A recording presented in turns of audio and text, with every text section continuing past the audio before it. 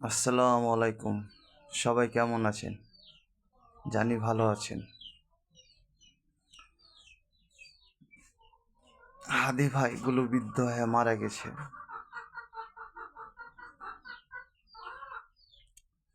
আমি তার জন্য শান্তি কামনা করি।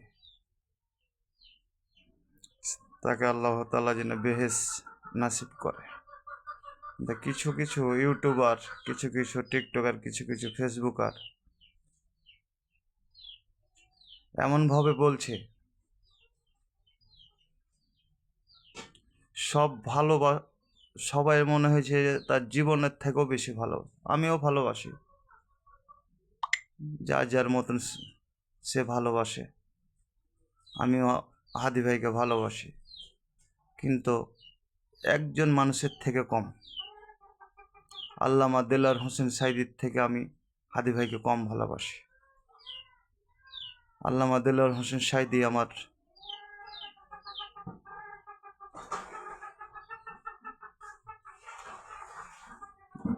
এটা বলার জন্য এলাম,